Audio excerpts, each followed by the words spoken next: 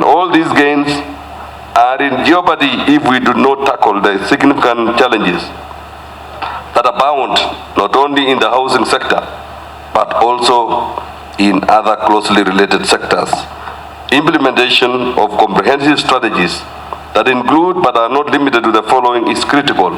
The first one is urban planning and development that will ensure sustainable urban growth by integrating housing projects with essential infrastructure such as roads, schools, and healthcare facilities. Second is standards. We need to adhere to industry standards, regulations, and codes, which has remained wanting. Enforcement is a matter that all agencies should take up with urgency. The third is land reforms, addressing land tenure issues to make land ownership and transfer processes more efficient and transparent. The fourth is partnerships, and it calls for forging close collaborative relationships with other stakeholders like county governments, would provide opportunities for wider penetration of ownership of decent housing, as well as improving the corporation's land bank. Fifth is financing mechanism, and this is developing innovative financing solutions to make housing more affordable. These include exploring mortgage finance options and providing subsidies for low-income families. The sixth is the issue of sustainability.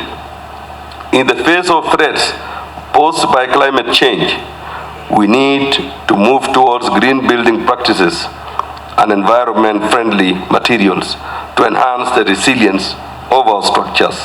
And finally, the seventh is the issue of corruption. The built environment, as you are aware, is amongst the sectors with the highest levels of corruption, and it is always referred to a wet area. Citizens have been cheated out of their land. Others have lost their investments as a result of acquisition of units in buildings that later come to collapse. The fight against corruption is in full gear, with goodwill from the highest office in the land. Therefore, be warned that no person shall be spared in the eradication of these vices. Build environment, right from building housing, areas of construction of roads, constructions of railways, construction of dams, is an area that is bringing a lot of headache because of corruption. That is where we lose money. That is where there is loads of wastage of public funds. I urge all the professionals that are here, and I have met most of you, that we are dead serious about fighting corruption. And it's about time that all professionals should really step forward and be counted in fighting corruption. And that don't require much. You just stick to your code of conduct. Be faithful when you are generating your BQs, when you are designing structures. Be faithful to the cause when you are supervising the construction or the coming up of those structures. That is all what we are asking you to do. And I want to add that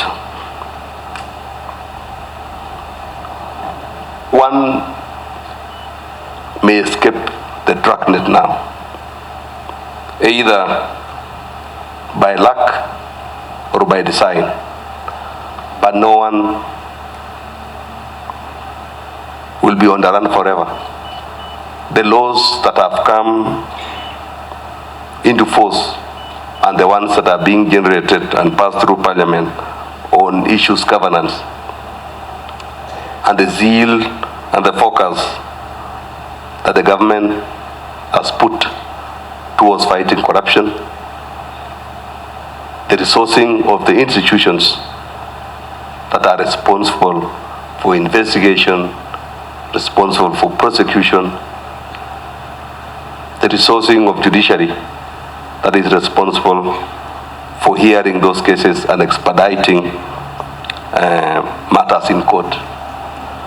I know for sure that those who are hiding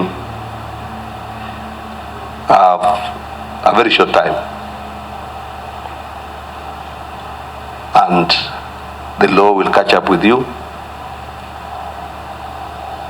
and we shall for sure come for you if you still continue stealing. And you know how things are done in this bill environment. You either front load, you either compromise on quality, you either turn your focus to other side when the contractor is doing terrible things. And I want to urge all of us, and especially the board and management of NHC, to be very vigilant and to ensure that corruption will not be part of this agenda moving forward. I also urge all the architects, through the chair, all the engineers, both structural, civil engineers, environmental engineers, and all the professionals to be counted in this war against corruption. Over the past 7 decades, the National Housing Corporation has achieved numerous milestones that have had a profound impact on the lives of many Kenyans, including delivery of over 50,000 housing units across the country. NHC projects have been diverse and inclusive, ranging from affordable housing for low-income families and to high-quality residences for the middle and upper classes, of course, those who can afford that. Moreover, the NHC has been instrumental in developing entire communities, complete with essential amenities such as schools, hospitals, and recreation facilities. One of the most notable achievements of NHC is commitment to sustainable development. In recent years, the corporation has integrated green building practices into its projects, ensuring that our housing solutions are environmentally friendly and resilient. Ladies and gentlemen, as we celebrate these achievements, it is also crucial to look into the future. The role of NHC is more critical now than ever as we face challenges and opportunities presented by the growing population and rapid urbanization. The government's bottom-up economic transformation agenda, that is better, which prioritizes affordable housing, underscores our commitment to addressing these challenges head-on. NHC will continue to be at the forefront of these efforts, working in collaboration with the Ministry of Lands, Public Works, Housing and Urban Development, as well as other stakeholders. Together, we will explore innovative financing models, leverage public-private partnership, and harness cutting-edge technologies to accelerate the delivery of affordable housing. This country of ours punches way above its weight. I can attest to that. And you don't have to go to too many places. We've just come, our head of the nation has just come from a very successful tour in the US, a feat that has not been given to many countries. And why am I saying this, the head of public service? Almost 60, 70 years ago, a tiny country in Far East Asia had a discourse about what is it that we can be able to bequeath our hard-working men and women. And they determined that it is untenable for you to toil and work hard and you retire in poverty. And they had a conversation like we are having today, and sometimes a very difficult conversation. And they determined that for as long as you work, you're willing to put in a shift You will have a decent roof over your head.